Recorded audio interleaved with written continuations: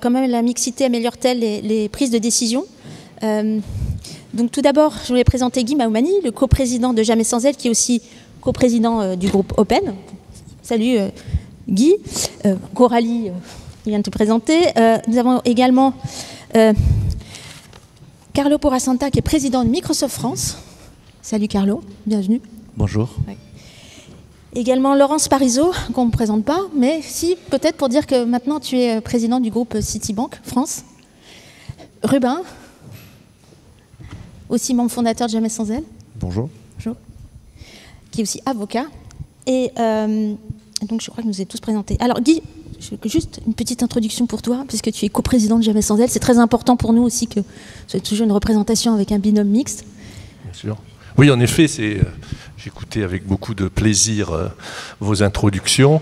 C'est vrai qu'il faut y ajouter évidemment la présence masculine, parce que je crois que c'est un des éléments qui caractérise le mieux Jamais sans elle. C'est que près de 250, je crois même 300 maintenant, hommes ont pris cet engagement qui paraît finalement assez simple, mais qui est d'une efficacité formidable, puisqu'on voit maintenant qu'il est très très difficile, en particulier dans le numérique, mais maintenant dans d'autres secteurs, grâce au travail de toute l'organisation, eh bien d'organiser une table ronde où il n'y a pas de femmes. Hein, c'est quand même important. Et puis on pourrait se dire, qu'est-ce qui vous prend, vous messieurs, de vous préoccuper de cela ? Eh bien, je crois que c'est un des points essentiels qui a été dit dans l'introduction par Tatiana et Natacha, c'est que nous avons tous la conviction que ce combat-là, ce combat féministe, hein, dans le sens noble du terme, n'est pas uniquement au bénéfice des femmes. Nous sommes absolument tous convaincus que ce combat est un combat pour une meilleure société, plus humaine, plus harmonieuse, et certainement aussi, pour les entreprises, on va y revenir, plus efficace.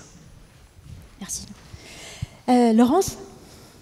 Alors, il faut bien dire que pour nous, tu restes quand même toujours aussi la patronne des patrons. Alors déjà, première chose, pourquoi tu es engagée avec nous? Alors, c'est difficile de dire nous sans te parler de toi, puisque pour nous, tu fais partie de nous. Très rapidement, premièrement, je ne suis devenue féministe qu'au fur et à mesure que ma vie avançait. Il m'a fallu beaucoup de temps pour comprendre l'ampleur de la misogynie. Première remarque. Deuxième remarque, évidemment, celle-ci m'est apparue encore plus évidente quand je suis devenue présidente du MEDEF. On pourra en reparler si vous le souhaitez. Et là, il m'est paru essentiel de faire en sorte qu'à chaque instant, je puisse contribuer à ce que les femmes soient présentes, les aider à sortir de leur invisibilité. On y reviendra. Et donc, troisièmement, quand vous avez lancé d'une manière absolument géniale, spontanée, forte, sur les réseaux sociaux, le hashtag Jamais sans elle, j'ai compris qu'il y avait là un outil d'une puissance considérable. La preuve, vous êtes aujourd'hui incontournable pour beaucoup, pour ceux qui sont sincères et sensibles à cette question, comme pour ceux qui ne le sont moins et qui savent que, franchement, ne pas être avec vous, c'est un risque sérieux qu'ils prennent. Voilà. Mais c'est le sujet de notre panel, mais quel est vraiment le bénéfice d'avoir une gouvernance partagée? Parce que, évidemment, en tant que femme, on se dit on a besoin qu'on soit présente, qu'on ait accès à des fonctions, mais les managers, les dirigeants, on a souvent besoin de leur expliquer vraiment quel avantage. Toi, je pense que tu dois avoir certainement d'excellents arguments. Je ne sais pas, parce que, pour reprendre un mot utilisé très joliment tout à l'heure, ça relève tellement de l'évidence. C'est tellement évident quand on est dans un groupe et que ce groupe est divers. Alors bien sûr, divers sur le plan du sexe et qu'il y ait une vraie mixité, Mais je dois dire aussi pas simplement de ce point de vue-là, divers selon la culture, l'âge, le parcours. Cela favorise d'une manière quasi mécanique la qualité des échanges, la créativité. Et puis, si on se concentre quelques instants sur les entreprises, il est manifeste et même mesuré dans certaines études faites par les écoles de management qu'un groupe de travail, à quelque niveau qu'il soit dans l'entreprise, que ce soit au niveau du conseil d'administration, du comité directeur ou de différentes instances, est beaucoup plus performant quand il est mixte que quand il ne l'est pas. Quand il n'est pas mixte, il tombe dans beaucoup de travers. Et quand il est mixte, il y a une combinaison de sensibilité, une combinaison d'approche, une combinaison d'éducation, puisque forcément on n'élève pas les filles comme les garçons encore aujourd'hui.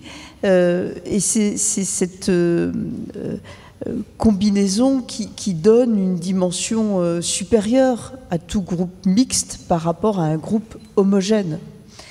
Alors c'est fondamental dans la question homme-femme. J'insisterai quand même pour dire que c'est aussi très important dans la question de l'éducation. Si vous avez un groupe uniquement composé d'énarques, même si ce groupe est mixte, il est quand même très homogène d'un certain côté. Donc on a envie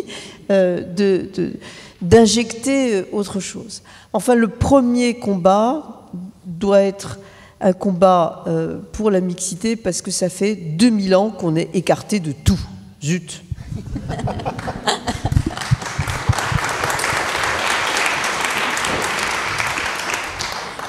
J'avais une petite question pour toi aussi, Coralie. Alors, Coralie, toi, tu es aussi maintenant très au fait de ces questions avec la loi Pacte. Donc, qu'est-ce que ça va changer au niveau des entreprises? Parce que c'est intéressant aussi que c'est au niveau des PME qu'il faut insuffler davantage de mixité. Oui. Alors, il y a plusieurs dispositions dans la loi Pacte, qui est une grande loi sur l'entreprise en général avec un grand E. Et puis, j'ai eu la joie de rapporter pour l'introduction de la dite RSE, responsabilité sociétale des entreprises, dans le Code civil.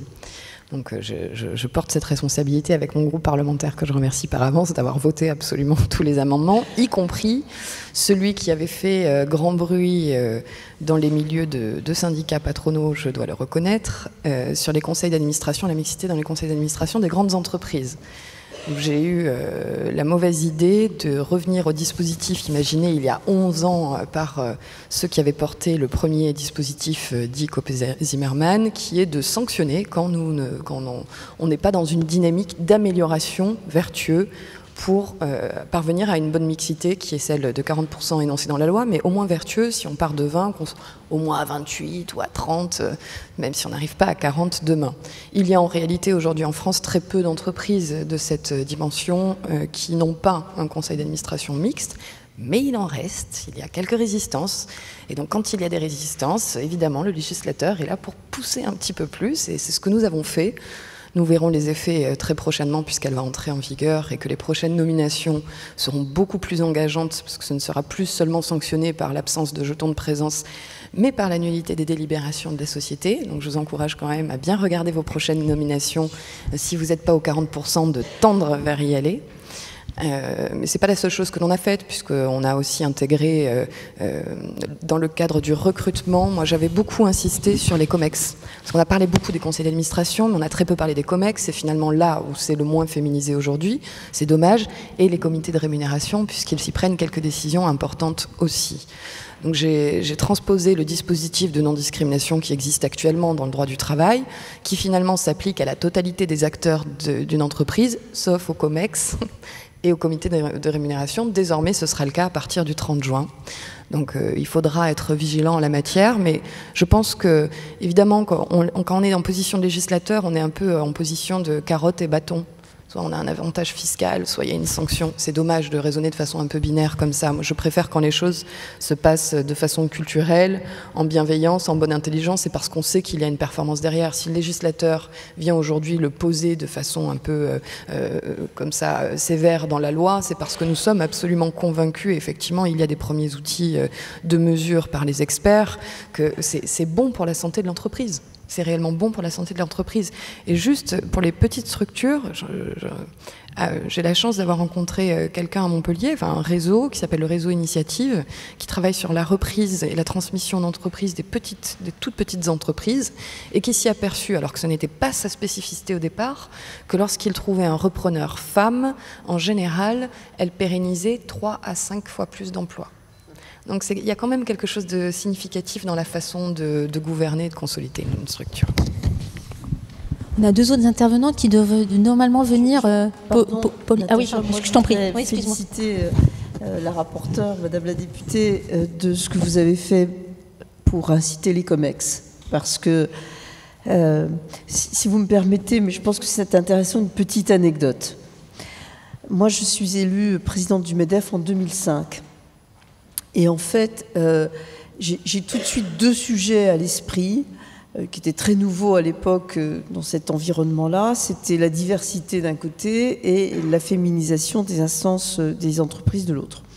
Et sur cette question-là, il existait déjà un code de gouvernance d'entreprise qui n'était pas aussi élaboré qu'aujourd'hui, mais déjà bien. Et donc, je propose aux instances patronales que il y ait des quotas indicatifs qui ne soient pas contraignants, mais indicatifs pour qu'il y ait au moins 40% de femmes dans les conseils d'administration. Donc nous sommes en 2005. Je fais le tour de ce qu'on appelle les grands patrons, on va dire plutôt les patrons des grandes entreprises. Plutôt comme ça qu'il faut le dire. Et alors là, quelques-uns ont dit oui, mais certains, et c'était à l'époque les plus jeunes, on dit non. Quand je leur ai demandé pourquoi non, la réponse a toujours été la même, c'est oui, bien sûr, Laurence, ce serait bien, tu comprends, mais tu sais, on n'en trouvera pas. Sous-entendu, des femmes compétentes. Donc, il a fallu ensuite attendre pas mal d'années, quelques changements au sein des représentations patronales et notamment l'arrivée de Maurice Lévy à la FEP, et puis ensuite Marie-Josée Merman et Copé pour qu'enfin il se passe quelque chose. Mais c'est pour vous dire que le mouvement était déjà lancé, mais il était très freiné. Et c'est la même chose pour les COMEX. C'est pour ça que je raconte cette anecdote. C'est-à-dire que pour les COMEX, il y a encore beaucoup de résistance.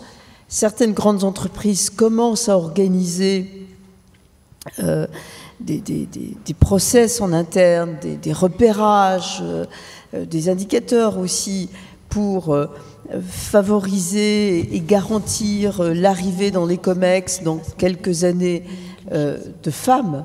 Mais là-dessus, la résistance est encore, croyez-moi, pour les très grandes entreprises cotées, la résistance est encore très forte. Donc c'était pour vous dire que je vous soutiens, sans aucun doute. Merci. Sinon, tu mets un tabouret. Je vais lui proposer, pardon, parce qu'il y avait 2 intervenantes qui n'ont pas pu. Voilà. Carlo, alors, je vous ai aussi une question par rapport à ton engagement déjà à titre personnel en faveur de la mixité avec Jamais sans elle, parce que on en parlera un peu plus tard aussi dans une autre séquence, mais avec vous, avec Microsoft, on a fait la première charte Jamais sans elle d'entreprise, mais déjà toi, puisqu'il faut toujours rappeler que c'est l'engagement du dirigeant qui déclenche tout, pourquoi t'engager sur ces questions et avec nous ? Alors, merci Natacha. Je vais commencer avec une anecdote, mais pour vous dire que les biais sont partout et que personne n'est parfait et qu'on ne peut que se soigner dans la vie. Donc on remonte il y a 18 ans, j'étais chez IBM à l'époque.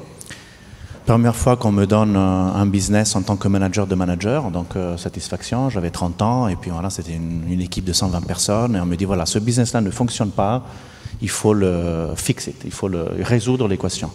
Ta carte blanche, tu peux faire ce que tu veux. Et donc moi je me mets la tête basse à comprendre qu'est-ce qu'on peut faire mieux, etc. Et puis j'arrive avec un plan stratégique et j'ai dit voilà, on a 3 choses à résoudre, donc je vais embaucher des gens pour m'aider à faire ça. Donc j'embauche 3 personnes. Moi, je suis ingénieur. Vous me voyez, je suis voilà, européen. Donc, j'avais 30 ans. J'embauche qui? J'embauche 3 mecs. 31, 32 ans. 3 ingénieurs. 3 personnes avec qui j'avais déjà travaillé. Bon.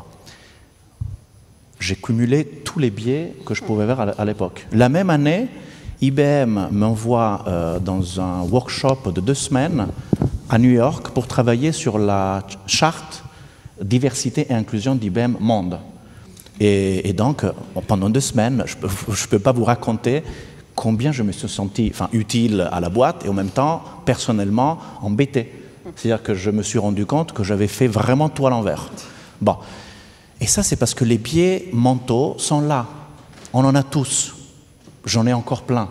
Et on en a tous plein. On ne les connaît pas forcément. C'est pour ça qu'ils sont unconscious. C'est des biais inconscients. Et en fait, c'est seulement, j'ai beaucoup aimé ce que Laurence te dit tout à l'heure, c'est seulement si tu as de la sincérité, tu as dit sincérité, tout est là. Si tu as de la sincérité dans la volonté de comprendre où sont les biais et comprendre qu'est-ce que tu peux faire pour améliorer ce qui est autour de toi, ben que petit à petit, voilà, on comprend des choses et puis ben tu arrives, nous, dans une entreprise, à faire petit à petit les choses d'une façon plus équilibrée, plus intelligente. Donc pour moi, c'était un parcours. À 30 ans, je suis arrivé à 30 ans dans un tunnel où j'avais rien compris. Et les 18 dernières années, ça m'a aidé à comprendre plus et mieux. Et puis plein d'anecdotes personnelles. J'ai ma sœur qui a 4 enfants et j'ai vu quel type de carrière tu peux faire dans une entreprise quand tu as 4 enfants et que tu as des maternités. Ça m'a beaucoup fait réfléchir, ça c'est aussi récent. Et puis j'ai vu l'entreprise. J'ai beaucoup travaillé en France, je suis allé en Italie aussi. Et quand je suis allé là-bas en 2013, je me suis rendu compte, voilà, justement une appréciation différente que dans un pays on peut faire par rapport à un autre. Donc oui, en France, il y a beaucoup de choses encore à faire, mais on a quand même de l'avance par rapport à d'autres pays. Voilà. Donc je me suis simplement passionné au sujet. Et le fait de faire de mon entreprise un lieu, un contexte qui est représentatif des talents d'un côté, parce que moi je considère que quand on définit une équipe, en fait, on est au milieu entre tous les talents qui sont disponibles et tous les clients qui sont en face de toi. Donc en fait, ce n'est que tu définis une équipe qui doit être à la fois représentative de tous les talents du monde et qui doit être représentative de toutes les possibilités et opportunités du monde. Donc comment on pourrait faire autre chose, quelque chose qui est divers et inclusif au sens large du terme. Voilà maintenant quelle est ma conception du monde. Ça m'a pris du temps pour le faire. Donc quand je suis retourné en France, donc en Italie, petite anecdote aussi, j'étais la première grande entreprise à avoir un COMEX 50-50. Donc j'étais dans premier titre dans les journaux en Italie parce que ça n'existait pas. Donc petite satisfaction, mais c'est symbolique, mais c'est important. Et quand je suis venu en France, du coup, on a eu cette occasion de comprendre le mécanisme Jamais sans elle. On s'est dit avec l'équipe, on veut aller un peu plus loin et pas le faire simplement d'un point de vue personne, enfin dirigeant, mais on veut le faire en tant qu'équipe. Et donc en fait, c'est pas seulement moi, mais c'est toute l'équipe dirigeante de Microsoft France. Nous avons un engagement total, c'est-à-dire pas seulement les événements publics, mais même on a décidé les meetings, tous les meetings qu'on fait avec des partenaires ou des clients, on a besoin d'avoir une représentativité. Donc, très fort comme engagement, on l'a pris, voilà, d'emblée, on y va, et on s'est aperçu, là aussi je veux partager l'expérience, c'est pas simple tous les jours. Hein, parce que ça veut dire en fait que déjà il faut répéter 5, 6, 7 fois à toutes les équipes. Nous ne pouvons pas réussir si ce n'est pas une prise de conscience de tous les collaborateurs. C'est-à-dire que moi, j'ai mis à mon assistante, elle a mis un filtre donc dans mon agenda. Je lui ai demandé de vérifier que quand il y a un engagement externe, il y a le bon ratio. Mais on se distrait une seconde et pouf, tu te trompes. Donc, je vous donne les exemples que j'ai trouvé. Donc j'ai dû intervenir une quinzaine de fois depuis qu'on a signé, donc c'était je pense octobre-novembre de l'année dernière, donc en même pas un an, déjà une quinzaine de fois j'ai dû modifier le casting d'un meeting, sinon on se serait trompé. 2 fois dans un événement public avec des partenaires, je me suis rendu compte au moment où j'étais là, parce que je n'avais pas défini la table ronde, que ça ne matchait pas. Donc 2 fois j'ai dû changer, demander à l'organisateur, donc c'était des clients dans ce cas-là, à changer pendant la session. Donc maintenant, je commence à être connu dans l'écosystème des agences en disant « s'il n'y a plus Rassanta, attention ». Mais c'est comme ça. Donc, et voilà, et j'ai surpris, mais du coup, on a dit moi j'ai besoin qu'une femme soit là. Donc, qui peut rentrer ? Ah, tiens, on va mettre la CFO. Boum, ça marchait très bien. Et donc, voilà. Et dans des meetings, 3 fois, je me suis retrouvé en défaut. La dernière fois, c'était la semaine dernière. Un meeting à la SNCF, vous savez combien on était ? 7 hommes. 7 hommes. Donc tu te distrais une seconde, voilà ce que l'entreprise te propose. Donc j'ai fait comme engagement que j'ai pris. J'ai pitché Jamais sans elle, j'ai dit pourquoi voilà, ce meeting n'était pas ce qu'on souhaitait et pourquoi on était là et qu'est-ce qu'on ferait, etc. Et le client a très bien réagi en disant explique-moi ce que c'est, etc., etc. Donc on a discuté de ça pendant quelques minutes. Il a dit c'est très bien, on devrait le faire aussi. Et puis la prochaine fois, je vais vérifier que ton engagement soit vraiment tenu. Voilà. Mais, donc on a apporté cette petite brique dans un meeting. Mais voilà ce qu'on s'est engagé à faire globalement.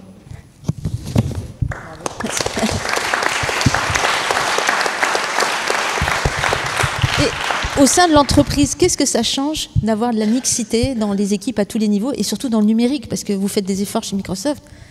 Oui. Qu'est-ce que ça apporte vraiment? C'est un peu ce que je disais tout à l'heure. Donc on est cet anneau dans l'écosystème. Donc il y a tous les talents. Imaginez tous les Français, toutes les Françaises, c'est du talent. Il y a de l'intelligence dans tout le monde, tout âge, donc comme disait Laurence, toutes les diversités, etc.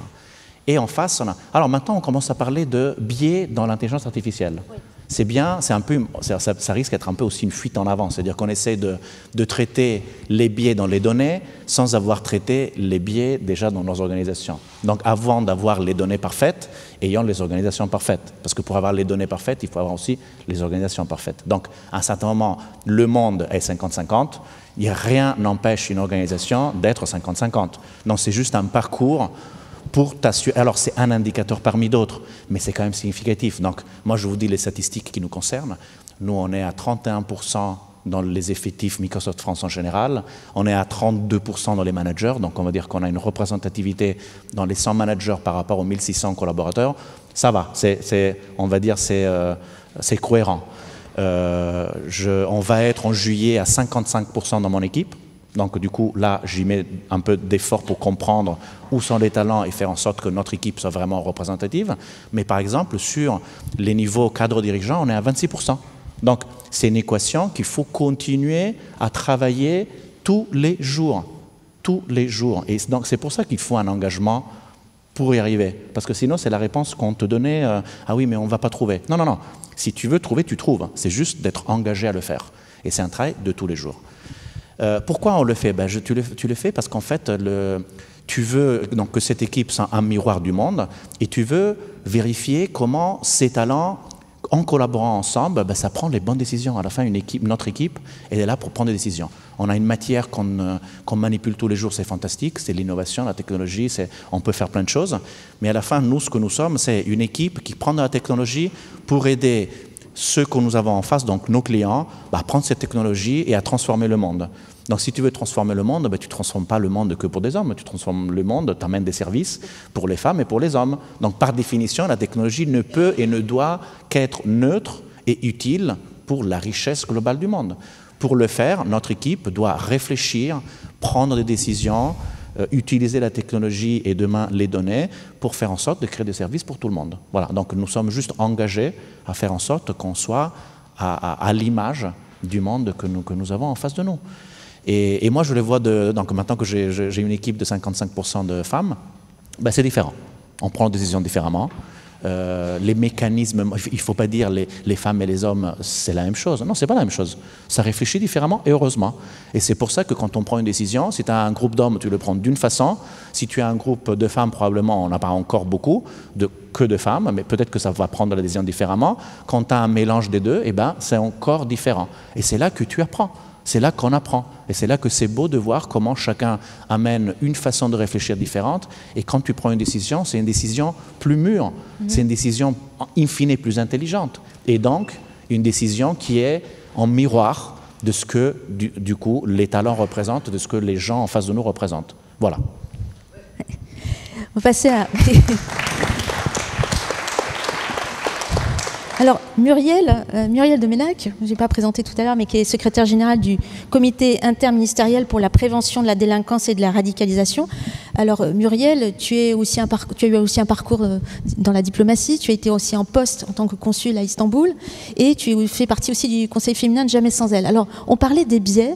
Alors, ce qui est très intéressant dans ta mission, c'est aussi les biais inconscients dans les questions de sécurité.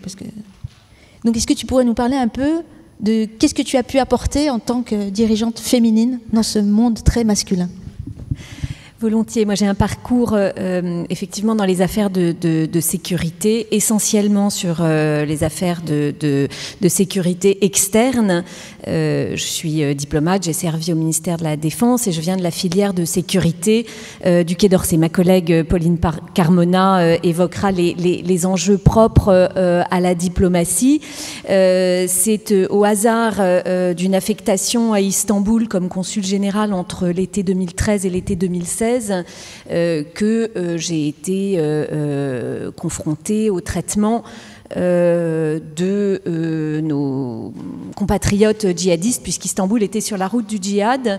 Et à ma grande surprise, parce que je partageais sans doute un certain nombre de billets, j'avais 30% de femmes parmi les jeunes partis sur zone en Syrie essentiellement. Et c'est ma première remarque.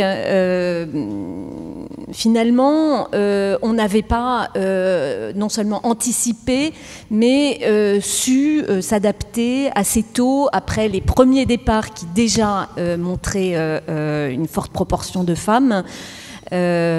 Pourquoi ? En grande partie, je crois, parce que la direction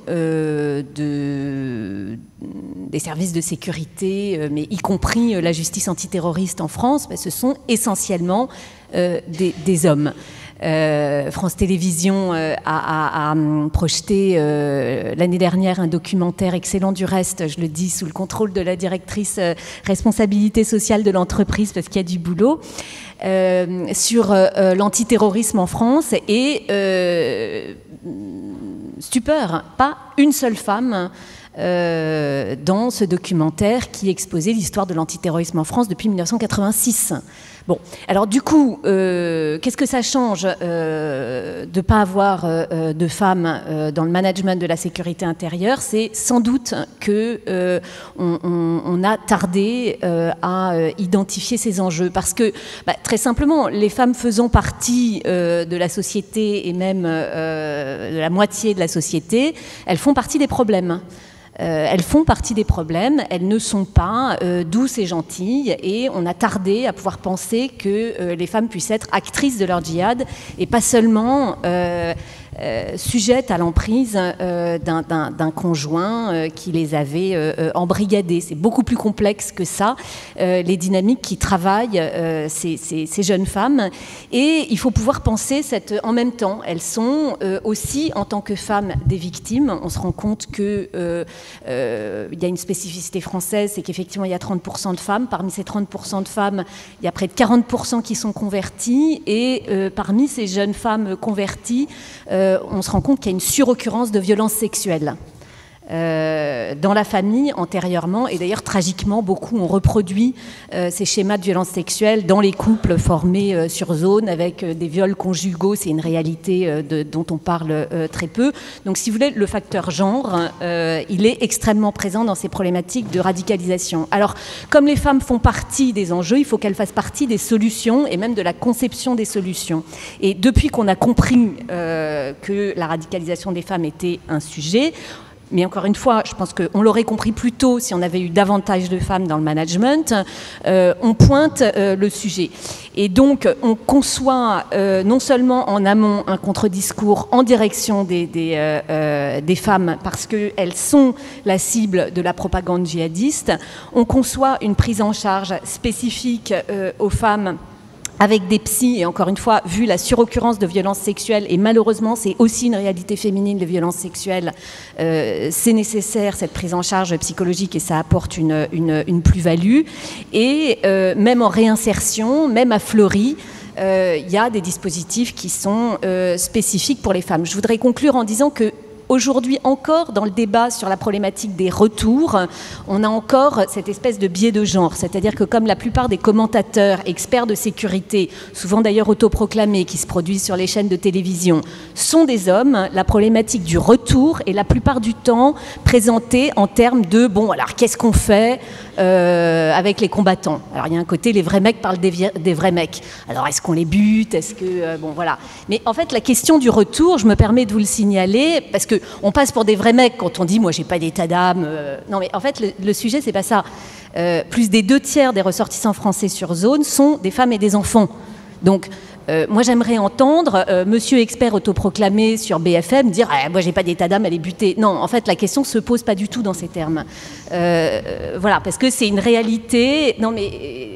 Sérieusement, quand on est... Vous savez, il y avait ce film, La Discrète, enfin moi qui ai accompagné mon adolescence, qui dit quand on regarde quelqu'un, on n'en voit que la moitié. Moi, ça me fait surtout penser au fait que quand on regarde les choses entre hommes, on n'en voit que la moitié. Bon, là, en l'occurrence, on en voit moins de la moitié si on considère que ces problématiques de radicalisation, ces problématiques de sécurité interne ne sont que des sujets d'hommes. Donc, fort plaidoyer pour une gouvernance partagée, parce que je crois que c'est un défaut de laisser perdurer ce biais, et au contraire une plus-value de décider ensemble.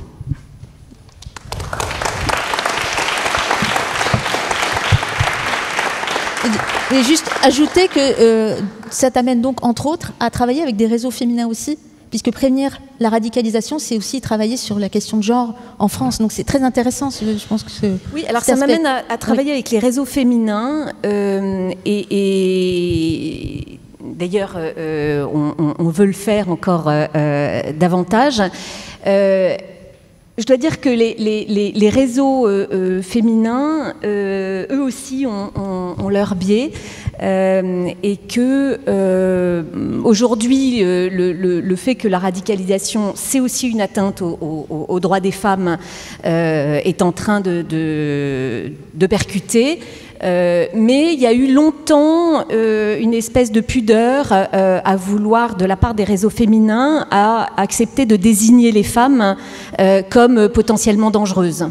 Or, c'est évidemment une réalité, et je crois que les réseaux féminins et les femmes comprennent assez bien, quand elles veulent bien se mobiliser, ce qui peut être utile en termes de prévention, en termes de contre-discours. Bon, typiquement face à la propagande de Daesh, il ne faut pas hésiter à dire ce que c'est que la vie des femmes sous Daesh. Nous, on utilise des femmes qui font du contre-discours, parfois des repentis, en disant, voilà, concrètement, dire que les femmes s'en remettent à un accouchement non médicalisé, ça veut dire une césarienne à vif. Et donc, oui, sans état d'âme, on utilise un contre-discours qui a été conçu par des femmes qui racontent ce que c'est que de subir un accouchement, une césarienne à vif sous Daesh. Et je le dis au même titre que les experts, les vrais mecs disent « moi j'ai pas d'état d'âme », moi j'ai pas d'état d'âme, à ce que des femmes parlent aux femmes en disant « on vous ment, la réalité c'est ça ». Donc, fort plaidoyer pour l'implication des réseaux de femmes aussi dans la lutte contre la radicalisation, parce qu'elles n'hésitent pas à solliciter leur expérience aussi en tant que femmes. Et encore une fois, on est plus intelligents ensemble. Moi, je ne plaiderai pas davantage, hein, je le précise, pour qu'on ne soit que des femmes à travailler sur ces sujets. Enfin, on a de la marge. Hein. La marge de progression. Pauline ? Alors, bienvenue Pauline. Merci. Pauline Carmona, tu es aussi diplomate et présidente de Femmes et Diplomatie. Là aussi, quelque part, on a un biais. Très souvent, quand on parle de femmes dans la diplomatie, on va parler de processus de paix, de pacification. Est-ce qu'on pourrait aussi parler des femmes au poste clé pour gérer les affaires du monde plus globalement? Et qu'est-ce que ça aussi, ça apporte? Alors, on aimerait, effectivement, parce qu'il y a encore du boulot. Peut-être pour commencer par une anecdote, alors un peu sur le modèle de celle de Coralie Dubost tout à l'heure. C'était pas au catéchisme, c'était mon premier contact avec un ambassadeur. Donc j'étais élève fonctionnaire, sortie de l'ENA. Et j'arrive en ambassade à 23 ans. Et je rentre dans le bureau de l'ambassadeur. Et l'ambassadeur se met à hurler, et me hurler dessus, en disant « Mais qu'est-ce que vous faites là? J'avais dit à l'école que je voulais pas de femmes. » Bon, alors c'est là où je dois être un peu schizo. J'ai quand même choisi la diplomatie. En tout cas, je pense que je l'ai choisi en connaissance de cause. Pourquoi est-ce qu'il faut des femmes dans la diplomatie? Parce que, Laurence Parisot le disait tout à l'heure, il y a maintenant tout un tas d'études qui montrent que sans la mixité, que la mixité permet de prendre de meilleures décisions, que si on se coupe de la moitié de la population, on ne voit, Muriel l'a dit, que la moitié des problèmes. Peut-être deux caractéristiques pour illustrer un peu plus la diplomatie. Qu'est-ce que c'est que le travail diplomatique? D'abord, c'est représenter la France. Donc c'est incarner quelque chose, c'est incarner son pays, c'est donner une image. Et je crois que peut-être, alors c'est le cas pour toute la fonction publique, pour le monde politique aussi, je crois qu'il y a un devoir d'être un minimum représentatif de la société. Alors, on ne peut pas... il y a toute une chaîne, évidemment, de problèmes qui freinent cette représentativité, mais je crois qu'il y a un devoir particulier de la fonction publique, et peut-être encore plus de la diplomatie, puisqu'on va représenter son pays à l'étranger. Et moi, ça me pose un problème. Ça pose un problème de dire que cette représentation, elle doit être, et c'est le standard, hein, l'ambassadeur moyen, homme, blanc, entre 55 et 60 ans. Alors là aussi, comme Muriel, hein, je ne dis pas qu'il doit y avoir que des femmes, je dis que ça doit être représentatif. Et puis, deuxième caractéristique de la diplomatie, eh bien, c'est négocier. C'est défendre les intérêts de notre pays et les défendre dans un contexte interculturel. Et là, moi, alors, au risque d'être accusé d'avoir des biais, mais moi j'ai l'impression qu'il y a une manière de faire différente, qu'il y a moins d'ego chez les femmes diplomates, qu'il y a peut-être davantage de capacité à intégrer les différents points de vue.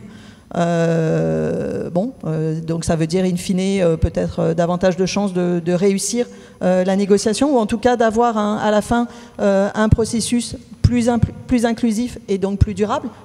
Tu le mentionnais, c'est le cas des opérations de maintien de la paix. Maintenant, on a des chiffres qui montrent qu'une opération de maintien de la paix sera plus durable si les femmes ont été impliquées. Moi, j'y crois vraiment.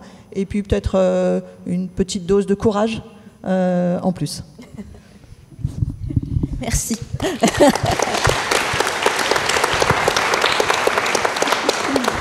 Je crois, Coralie, que tu voulais rebondir? Oui, simplement merci, sur la représentation, dans la représentativité, notamment politique ou diplomatique, les femmes, et je voulais rejoindre les biais qui avaient été tout à l'heure. Il y a quand même beaucoup de chemin, je crois, à faire encore. Je veux le dire de façon très spontanée et sincère. Autant le travail, je trouve, à l'intérieur de l'Assemblée, et mes collègues que je vois ici présentes probablement se joindront à moi, se fait sans trop de difficultés, mais en termes de représentation et de perception de la femme politique, alors de la députée, notamment soit par la presse locale ou par des acteurs locaux politiques déjà installés, est très particulière. Mais quand je dis très particulière, je pense que certains s'en rendent pas compte, d'autres oui. J'ai deux exemples. Quand j'ai commencé la vie politique dans le sud de la France, donc il y a très peu de temps, hein, c'était on va dire il y a 2 ans, 1 an et demi, 3 ans, quelque chose comme ça, les premiers articles locaux qu'il y a eu sur moi, alors je ne vais pas citer les journaux parce que ça pourrait les mettre mal à l'aise, ou alors je pourrais le faire pour les mettre mal à l'aise. Je déciderai à la fin de l'histoire si je le fais ou pas. Mais il y a eu 2 articles. Il y a eu un premier article que je qualifierais de bienveillant, où le journaliste qui m'avait interviewé avait fini dans son article par dire que je menais le mouvement à l'échelle, enfin dans le Sud, de façon pétillante et avec beaucoup de charme. Et je m'étais dit, mais quand même, enfin, même si ça se veut bienveillant, est-ce qu'on dirait ça d'un homme? Est-ce qu'on dirait d'un homme qu'il est pétillant et qui mène une action politique avec charme? Donc je me suis dit, le biais est là, même bienveillant, il reste. Mais ça, c'était le plus aimable. Parce qu'il y a eu un autre type de presse, satirique certes. Le premier article qu'ils ont fait sur moi, c'était le premier mercredi où j'étais candidate aux législatives. ils avaient fait une caricature de moi où j'étais en résille, cuir et fouet. En termes de représentation biaisée de la femme, on était soit dans la femme qui est très douce, pétillante, charmante et qui a beaucoup de choses à dire, mais dans toute sa douceur, soit l'espèce de femme despote autoritaire en cuir, résille et fouet. Donc c'était assez hallucinant dans la même semaine de voir les deux biais, qu'ils soient bienveillants ou malveillants, les deux biais s'exprimer spontanément, pouf, comme ça. On était en plein dans les stéréotypes et je pense que personne dans la presse ne s'en est aperçu. Et je voudrais le dire parce que j'ai vu qu'il y avait des jeunes qui étaient arrivés derrière, on a des élèves qui sont présents, et je voudrais le dire aux jeunes filles et aux jeunes hommes qui sont là, qui vont les accompagner, que quand ça arrive, c'est quand même surprenant quand ça arrive. Il ne faut vraiment pas se décourager et se laisser abattre par ça. Au contraire, ça nous a permis de redoubler d'énergie. Et des amis candidates, des connaissances candidates, des militants qui étaient présents et même des inconnus, on s'est mis tout simplement en réaction à faire une petite vidéo à ce sujet et on a tourné en dérision la presse qui s'était plantée. Et ça a très bien fonctionné. Donc il y a toujours des solutions et je pense qu'il faut le dire, mais en termes de représentation, la femme et la femme de pouvoir ou d'autorité, on a beaucoup de chemin à faire en effet. Rubin ? Alors Rubin, malheureusement, on doit devoir faire un peu plus court. Rubin, dans le milieu des avocats, déjà, il y a aussi un plafond de verre. Ouais. Bah, je vais faire que 2 anecdotes, parce que mais une qui explique le milieu, effectivement, d'où je viens professionnellement, qui est un milieu où il y a une forme d'hypocrisie sur la place des femmes, parce que quand vous êtes étudiant en droit, en tout cas de ma génération, vous êtes dans des facs où il y a pratiquement des majorités de femmes. Il y a beaucoup plus d'étudiantes en droit que d'étudiants. Puis après, quand vous arrivez jeune avocat, on va dire que c'est 60-40 dans un sens ou dans l'autre selon les cabinets. Et puis au fur et à mesure que vous passez les étapes, vous sentez bien que le plafond de verre existe, puisque dans les grands cabinets, dont ceux en tout cas où moi j'ai fait partie il y a maintenant quelques années, à la dernière des dernières tables, il n'y en a plus.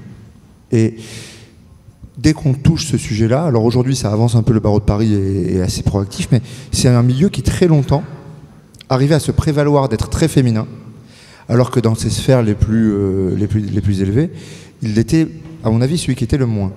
Et ça éclaire, à mon avis, le sujet sous une lumière un peu différente, parce qu'il s'agit effectivement, comme ça a été dit par Laurence et pas Carlo, évidemment il faut lutter contre les biais, et évidemment il y a une question de prendre des décisions importantes en termes de position des femmes. Mais ce que moi j'ai compris par mon parcours, c'est que si vous ne le faites pas dans la durée, ça ne marche pas. Et effectivement, comme tu le disais Carlo, si on le fait sur un coup, on va être assez fier de soi et on a fait avancer, mais c'est un combat long. Et c'est ce qu'on voit avec les chartes Jamais sans elles qu'on a signées avec Microsoft et avec d'autres sociétés, c'est que le process même d'établissement de la charte, qui est un process difficile, qui est un process long, parce qu'il y a une négociation aussi, souvent, entre Jamais sans elles et l'entreprise. L'entreprise cherche ses limites, elle dit jusqu'où puis-je aller pour présenter les femmes.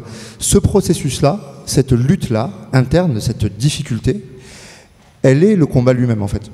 Et elle est l'enjeu de Jamais sans elles.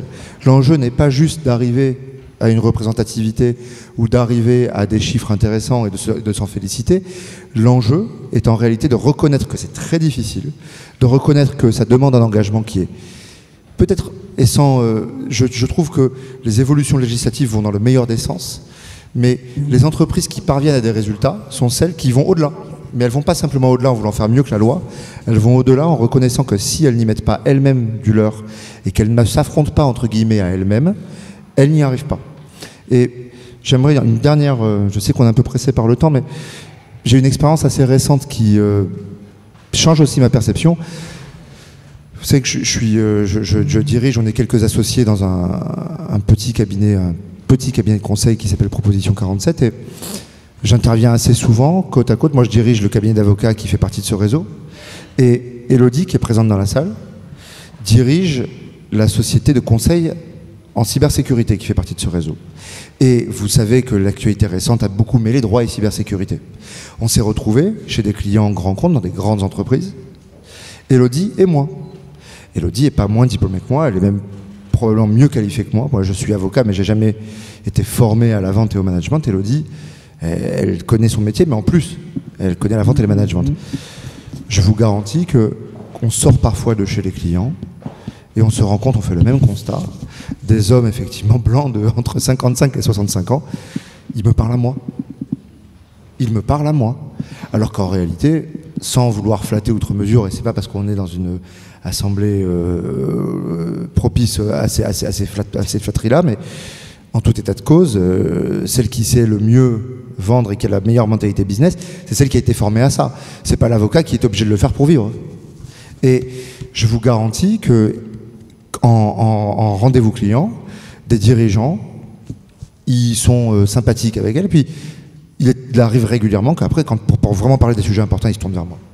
Ou quand il y a un vrai sujet important sur le contrat, dans la dernière ligne droite, c'est Bibi qui s'appelle. Oui, Rubin, je vous appelle parce que c'est quand même un sujet dont on doit discuter. Mais vous êtes complètement à côté de la plaque, les mecs.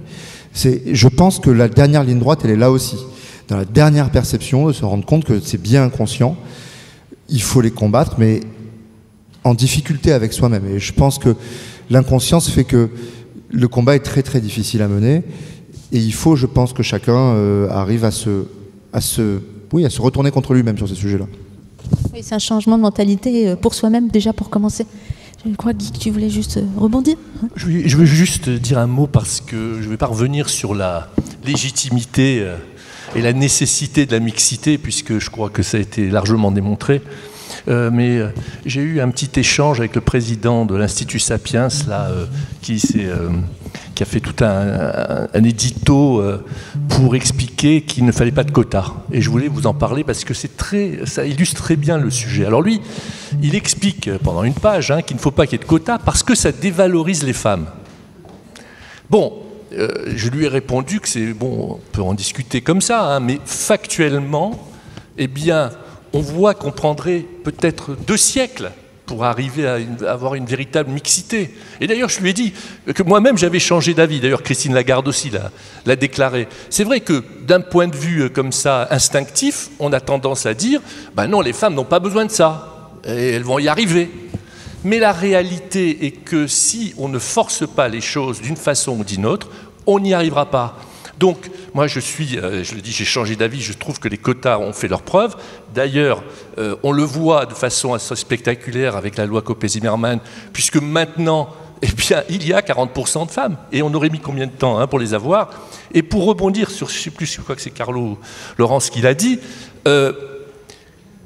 quand on cherche, on trouve. C'est-à-dire que moi, dans mon entreprise, en effet, il fallait que j'augmente le nombre de femmes administratrices. Eh bien, j'ai pris une chasseuse de tête qui est allée me trouver 12 CV et j'aurais pu les recruter toutes. Et d'ailleurs, je vais encore continuer à les recruter comme administratrices. Donc, que ça soit d'ailleurs pour cela ou pour Jamais sans elle, je vais finir avec ça, pour Jamais sans elle, parce qu'on me dit, ah oui, avec votre système, on va prendre n'importe qui pour le mettre dans la table ronde. Non! On peut très bien trouver des femmes compétentes. Il suffit de les chercher. Merci Guy.